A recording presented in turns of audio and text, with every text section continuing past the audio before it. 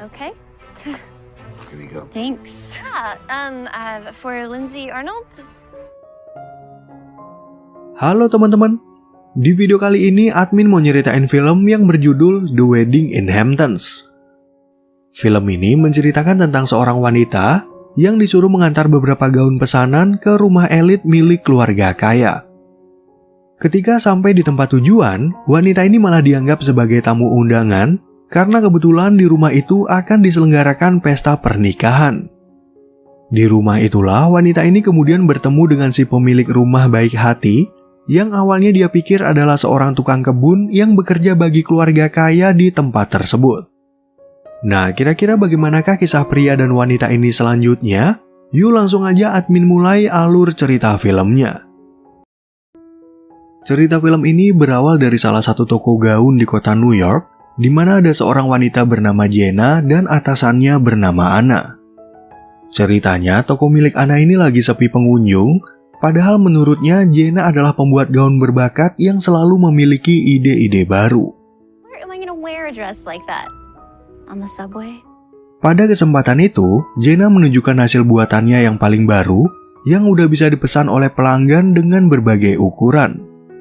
Anna pun berharap kalau ada pelanggan yang akan membeli salah satu gaun tersebut, karena mereka membutuhkan testi dari orang luar untuk membuat tokonya sedikit dikenal di sosial media. And that person tells another person, that person tells two people, wedding season. They are bold choices. Well, one woman. Beberapa saat kemudian, datang seorang wanita bernama Lindsay yang ingin mencari beberapa gaun untuk menghadiri acara pernikahan. Anna kemudian mengajak Lindsay untuk melihat koleksi baru mereka, dan karena Lindsay menyukai gaun-gaun tersebut, dia akhirnya memborong semuanya. You're right. You know what? I'll take all of them. Berhubung acara ini diadakan oleh keluarga elit, Lindsay jadi membutuhkan banyak gaun, dan semua tagihan ini akan dibayarkan oleh anak buah ayahnya. Di sana, Lindsay juga memberitahu tentang nama pasangan beserta lokasi pesta pernikahan, dan besok pagi dia akan mengirim seorang kurir untuk mengambil semua gaunnya. Tomorrow, I'll have a courier stop by to pick them up, along with the rest of you. Thanks, ladies.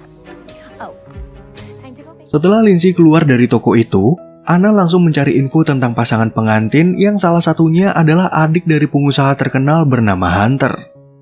Anna pun jadi bersemangat karena Lindsay akan memakai gaun dari tokonya, sehingga dia dan Jenna akhirnya memodifikasi gaun-gaun tersebut agar terlihat lebih menarik.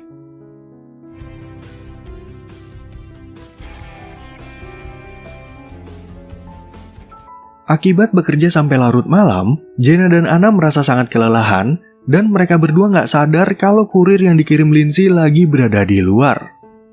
Tentu aja Anna jadi merasa panik karena kurir itu udah pergi, sehingga dia meminta Jenna untuk membawa semua gaun menuju ke perumahan elit yang terletak di daerah Hamptons.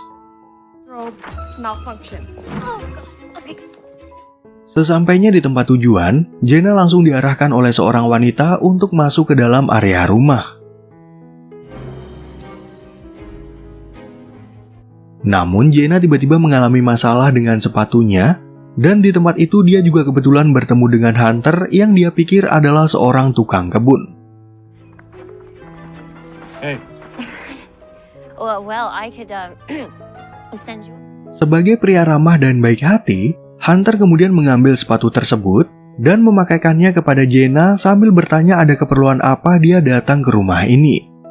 Jenna pun mengatakan kalau dia ingin mengantar beberapa gaun milik Lindsay, sehingga Hunter akhirnya mengajak Jenna untuk segera masuk ke dalam rumah. Museum than an actual house. I could. The PR firm in this circus is not allowed in my garden. Di saat mengantar Jenna ke depan kamar, Hunter kemudian mengatakan kalau dia akan mengirim seorang pelayan untuk membantu keperluannya. Di dalam, Jenna langsung menelpon Anna untuk memberitahu kalau orang-orang di rumah ini malah menganggapnya sebagai Lindsay. One, including the gardener, thinks they know Lindsay Arnold because.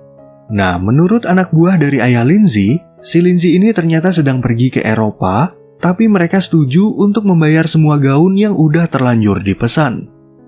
Anna pun akhirnya menyuruh Jenna untuk segera kembali ke toko, sebelum orang-orang di sana menjadi tambah salah paham dan terjadi hal-hal yang nggak mereka inginkan.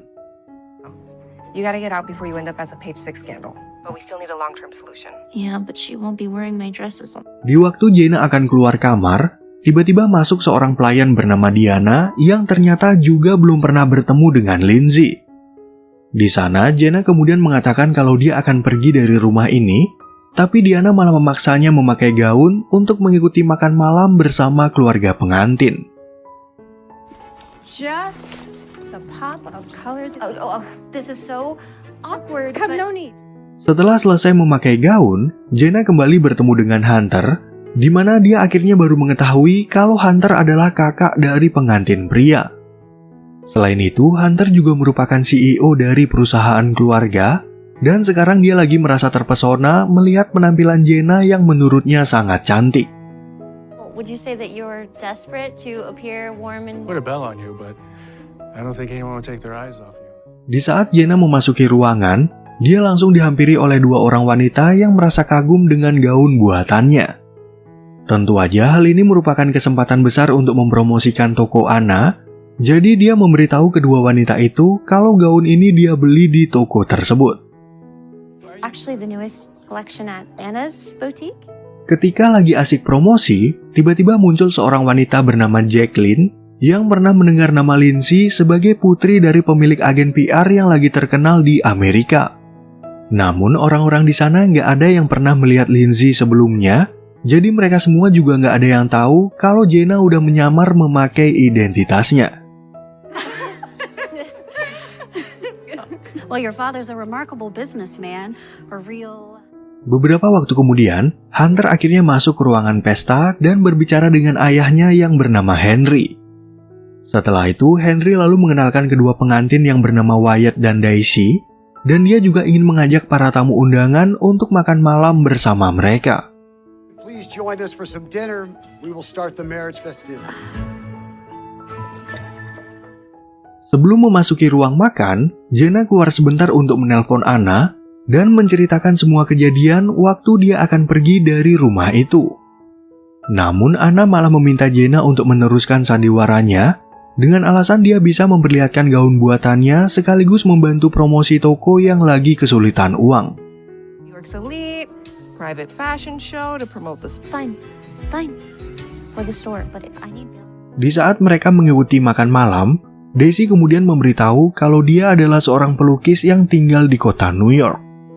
Kebetulan studio lukisannya berdekatan dengan butik milik Anna, sehingga Daisy dan Jenna ada bahan pembicaraan untuk menghidupkan suasana di tempat itu. But true New Yorkers eat cannoli. That's right. Setelah acara makan malam itu selesai, Daisy langsung menghampiri Jenna untuk mengucapkan terima kasih karena udah membantunya berbaur dengan keluarga Wyatt. Selain itu, Daisy juga menyukai sosok Jenna yang menurutnya sangat ramah, sehingga dia juga ingin mengajaknya untuk bermain kroket besok pagi. I want you on my croquet team. Please say yes. Okay.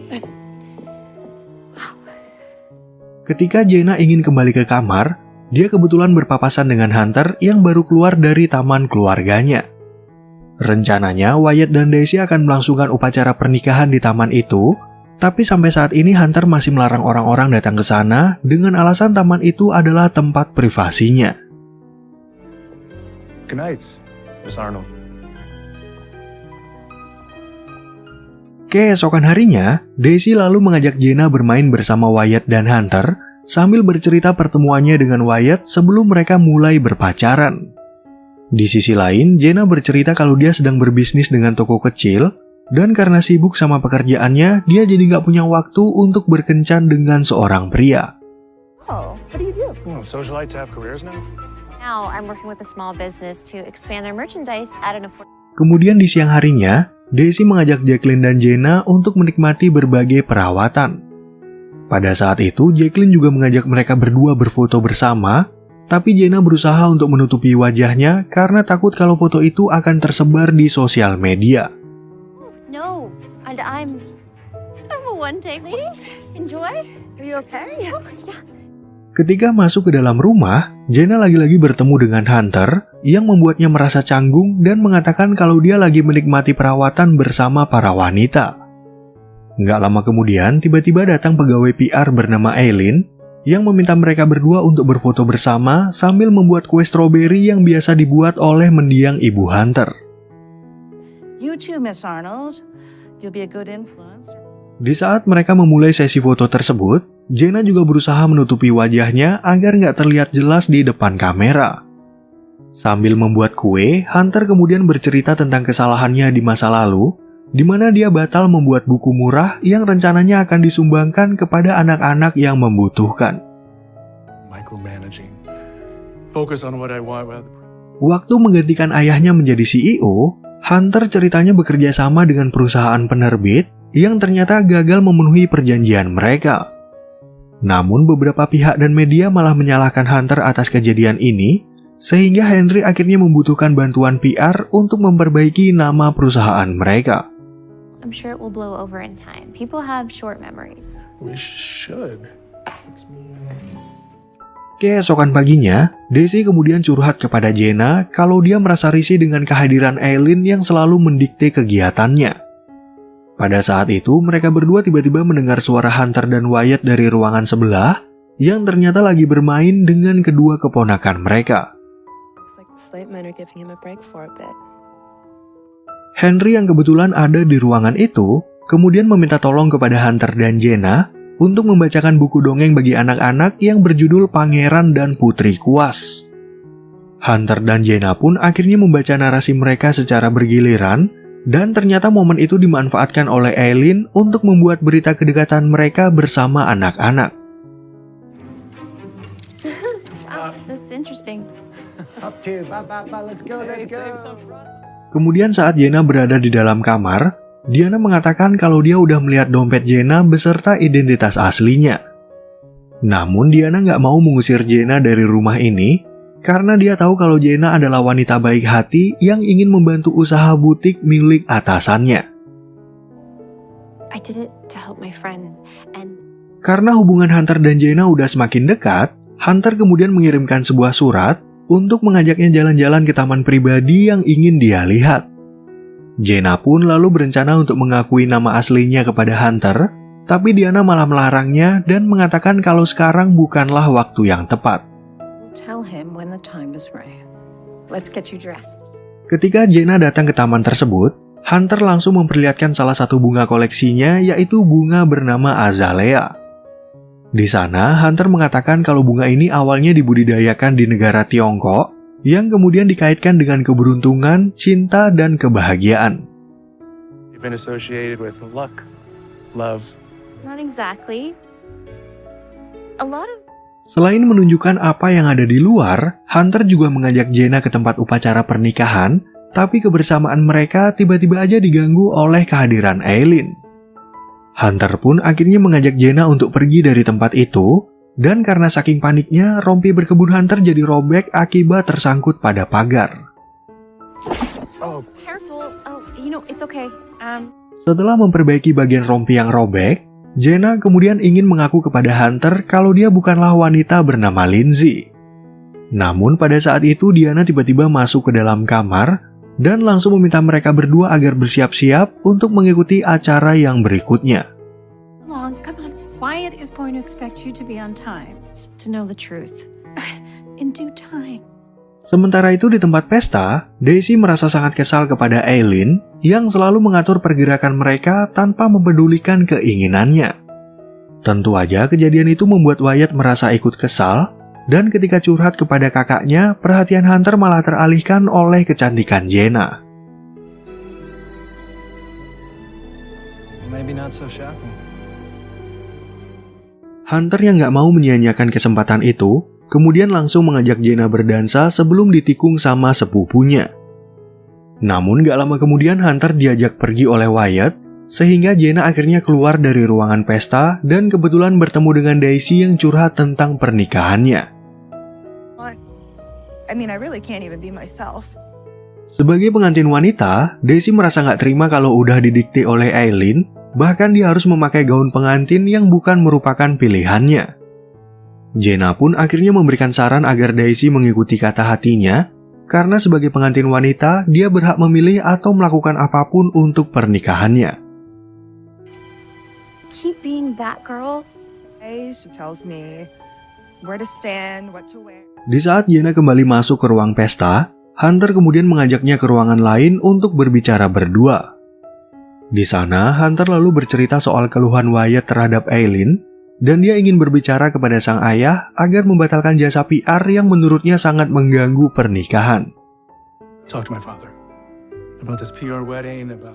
Beberapa saat kemudian, Henry tiba-tiba datang mencari Hunter, sehingga Jenna keluar dari ruangan itu untuk memberikan kesempatan berbicara kepada mereka berdua. Pada saat itu, Jenna merasa nggak betah berbohong tentang nama aslinya, karena tanpa dia sadari, sandiwara ini ternyata membuatnya jatuh hati kepada Hunter. Respect this much. Look, go upstairs too, bro. Ketika Jenna berada di dalam kamar, Daisy tiba-tiba datang menemuinya untuk bercerita kalau dia akhirnya membatalkan pernikahan ini. Di sana, Daisy mengatakan kalau dia dan Aileen berdebat soal gaun pengantin, dan karena Wyatt nggak berani berbicara apapun untuk membelanya, Daisy akhirnya mengikuti kata hatinya sesuai saran dari Jenna. I didn't say call off the wedding. I just can't live the rest of my life like this.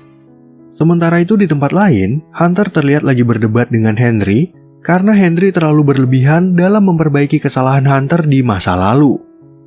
Di waktu yang sama, Wyatt akhirnya memberitahu kalau Daisy udah membatalkan pernikahan mereka, dan dia juga menyalahkan Henry yang udah menyewa jasa PR hanya untuk kepentingan perusahaan.